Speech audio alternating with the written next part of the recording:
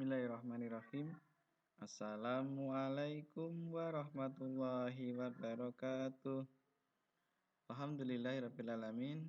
Bersyukur pada Allah, hari ini kita masih diberikan kesehatan, kesempatan sehingga bisa bertemu dengan Pak Kolis dan bisa mengikuti kembali pelajaran dengan Pak Kolis di setiap harinya.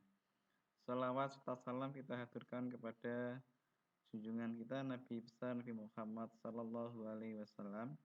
Semoga sholawat yang senantiasa kita berikan menjadi sebab Rasulullah memberikan syafaat pertolongannya di yaumil akhir nanti.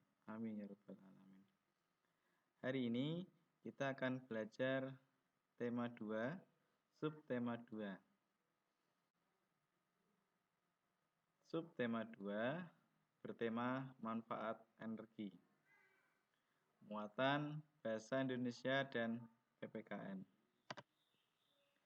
Baik anak-anak, sebelum kita mulai belajar kita pada hari ini, ada baiknya kita mulai dengan doa dulu agar Allah mudahkan belajar kita hari ini dan Allah limpahkan manfaat ilmu yang berkah.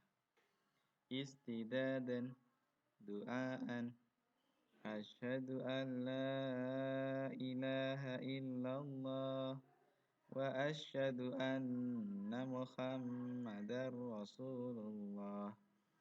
Raditu billahi rabba wa bil islami dina wa bi Muhammadin nabiyya wa rasula. Rabbi zidni ilma warzuqni fahma. Amin ya rabbal alamin. Baik, sekali lagi pagi ini kita akan belajar tema 2, subtema 2, manfaat energi, muatan bahasa Indonesia. Adapun tujuan pembelajaran pada hari ini adalah yang pertama, siswa mampu membandingkan teks petunjuk penggunaan dua alat yang sama dan berbeda. Jadi nanti Pak Kolis akan menyampaikan tentang teks petunjuk, bisa penggunaan suatu alat, atau kemudian teks petunjuk mengenai pembuatan alat. Yang kedua, kita akan belajar lebih dalam lagi terkait hak dan kewajiban. Walaupun sebelumnya kita telah belajar hari ini, tapi hari ini kita perdalam kembali hak dan kewajiban. Yang pertama-tama, sebelum kita belajar lebih jauh terkait teks petunjuk, kita harus mengetahui apa yang disebut dengan teks petunjuk. Teks petunjuk adalah teks yang berisi tentang petunjuk atau arahan untuk melakukan sesuatu agar tujuan yang diharapkan bisa tercapai. Intinya, pada teks petunjuk pasti adalah tentang petunjuk atau arahan, ya, tentang petunjuk atau arahan untuk melakukan sesuatu, entah tentang cara penggunaan, tentang kemudian ajakan, tentang kemudian cara membuat, langkah-langkahnya, arah-arahannya, semua ada pada teks petunjuk. Jadi kalau mendengar teks petunjuk, apa yang kita ingat? Yang kita ingat adalah tentang petunjuk atau arahan. Petunjuk atau arahan. Teks petunjuk seperti yang sudah Pak Kolis sampaikan pada slide pertama tadi, teks petunjuk ini berisi arahan. Teks petunjuk berisi arahan untuk melakukan sesuatu. Teks petunjuk bertujuan untuk menjelaskan penggunaan ataupun pembuatan sesuatu. Jadi, biasanya pada teks petunjuk itu bertujuan untuk menjelaskan penggunaan atau pembuatan sesuatu. Dan pada teks petunjuk, kalimat yang digunakan adalah kalimat perintah. Pada teks petunjuk, kalimat yang digunakan adalah kalimat perintah. Tak kalah pentingnya, anak-anak harus memperhatikan hal-hal yang perlu diperhatikan dalam membuat teks petunjuk. Yang pertama adalah cara atau petunjuk disajikan berurutan. Harus disajikan berurutan. Karena ini berkaitan dengan petunjuk atau arahan. Misal, petunjuk menggunakan kipas angin. Ini harus urut dan runtut, tidak boleh kemudian berantakan. Contoh, nyalakanlah tombol on pada kipas angin. Apakah bisa? Tidak. Harusnya langkah pertama apa? Colokkan dulu pada stop kontak, baru kemudian menekan tombol on. Nah, maka teks petunjuk harus disajikan berurutan. Yang kedua, bahasa yang digunakan dalam teks petunjuk haruslah jelas dan mudah dipahami. Macam-macam teks petunjuk ada 4. Yang pertama adalah teks petunjuk memakai obat. Nah, biasanya anak-anak dari dokter atau dari resep dokter itu ada petunjuk cara minum obat. Entah 2 kali 1 sehari, 3 kali 1 sehari, itu termasuk juga teks petunjuk. Yang kedua, teks petunjuk membuat sesuatu. Biasanya di pelajaran SPDB ya, di prakarya itu biasanya kita membuat suatu karya. Nah, dalam membuat karya pasti ada urutan-urutan cara pembuatannya. Nah, ini juga termasuk teks petunjuk. Yang ketiga adalah teks petunjuk melakukan sesuatu. Nah, biasanya kalau kita mengikuti pelajaran Pak Guntur ya, olahraga, senam atau pemanasan, pastilah ada petunjuk. Awalnya ngapain, kemudian setelah itu ada apa dan sebagainya, pasti ada urutan-urutannya. Yang keempat, petunjuk arah dalam denah. Nah, kali ini Pak Kolis akan memberikan contoh teks petunjuk cara membuat kincir angin dari kertas. Nah, perhatikan ya. Tadi apa yang perlu diperhatikan? Yang perlu diperhatikan dalam teks petunjuk adalah satu tadi urutannya ya. Urutannya harus runtut. Yang kedua, bahasanya jelas dan mudah dipahami. Langkah yang pertama untuk membuat kincir angin kertas adalah ambil kertas lipat. Nah, kertas lipat, pensil, dan penggaris. Setelah anak-anak mengambil kertas lipat, pensil, dan penggaris, tariklah garis diagonal yang menghubungkan antar sudut, seperti gambar di samping. Nah, kertas lipat tadi digaris membentuk diagonal, seperti gambar.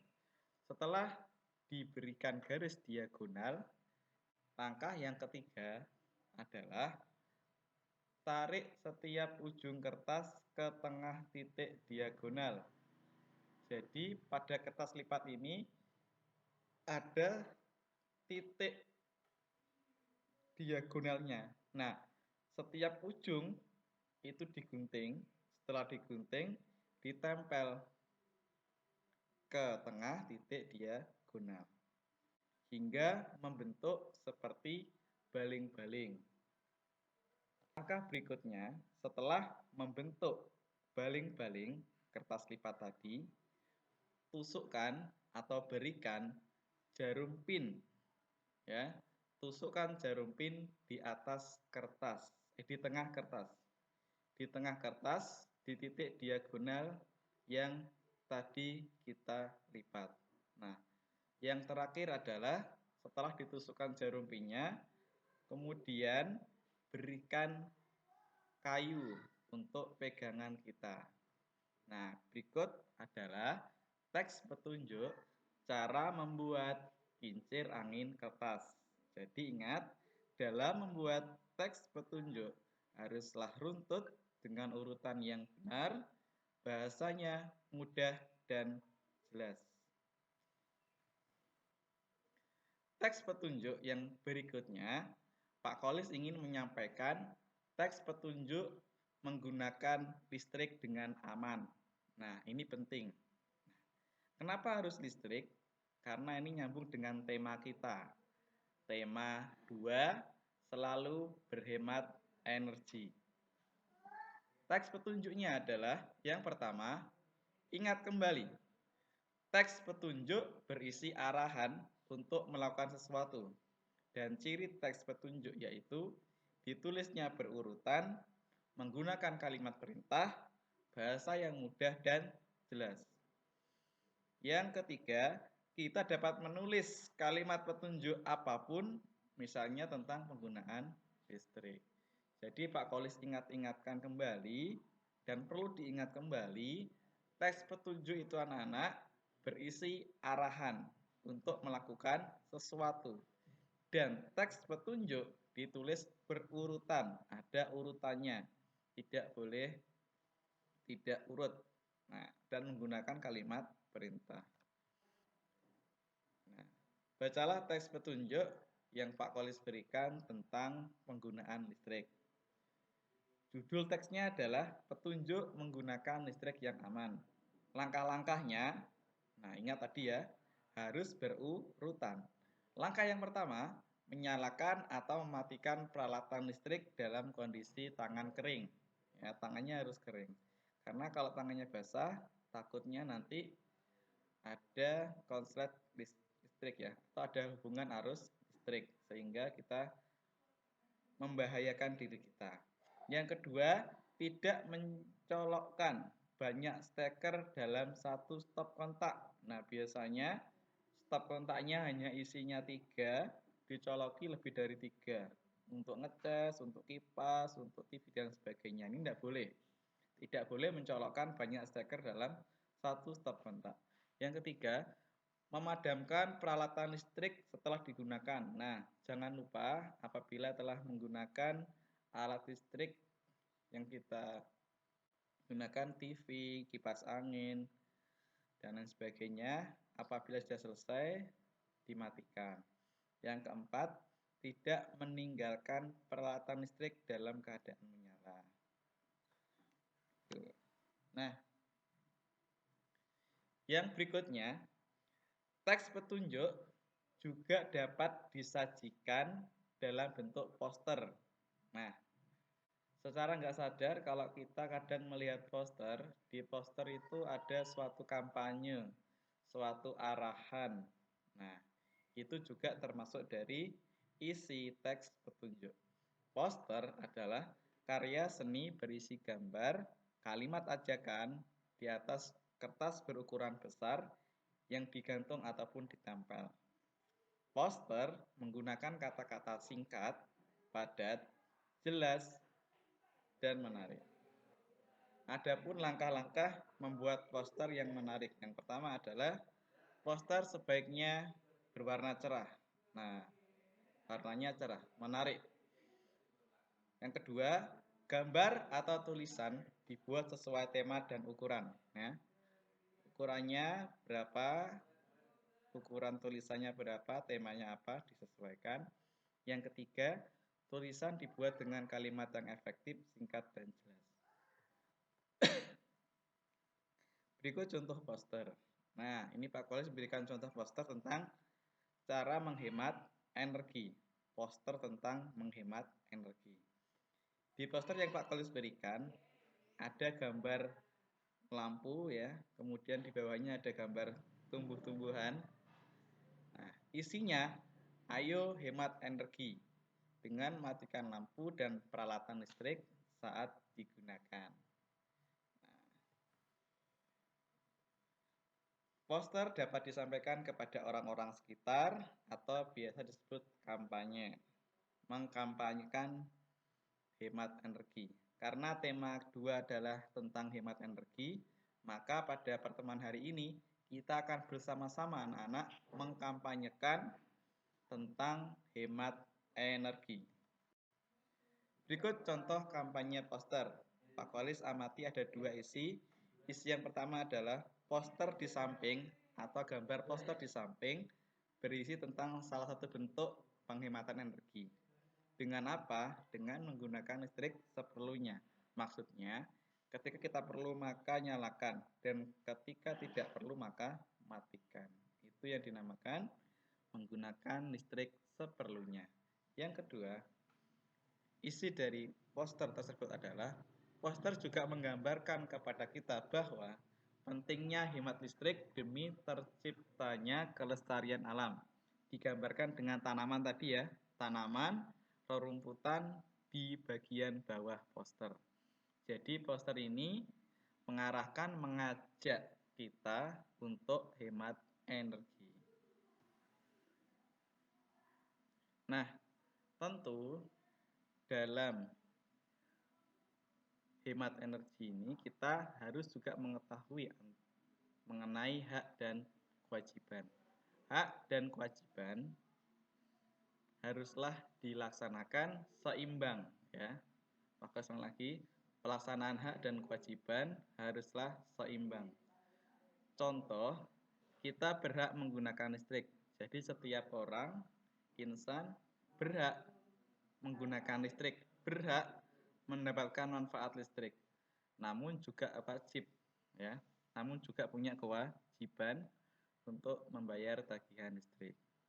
Nah, yang berikutnya, setelah kita mengetahui pelaksanaan hak dan kewajiban haruslah seimbang, yang kedua adalah sebelum menerima hak, kita harus melaksanakan kewajiban dahulu. Jangan kita hanya bisa menuntut ingin diberikan hak kita tanpa kita melaksanakan kewajiban kita. Nah, jangan sampai seperti itu. Jangan sampai kita menjadi golongan orang yang selalu menuntut meminta hak kita, selalu dan selalu minta hak-haknya, tapi tidak mau melaksanakan kewajiban. Nah, yang benar adalah sebelum menerima hak, kita harus melaksanakan kewajiban kita dahulu. Yang berikutnya, menghemat penggunaan listrik termasuk kewajiban kita semua.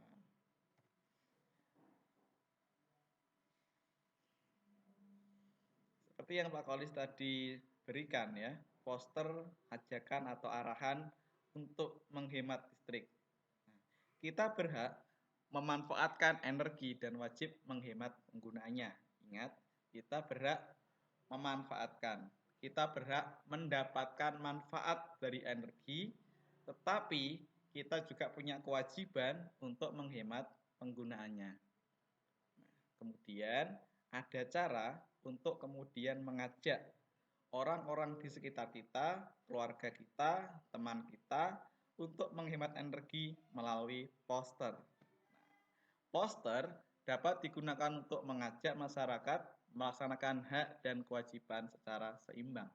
Jadi ada alat atau bantuan untuk kita dapat mengajak, mengarahkan masyarakat, keluarga, teman dekat kita melaksanakan hak dan kewajiban secara seimbang dengan menggunakan poster.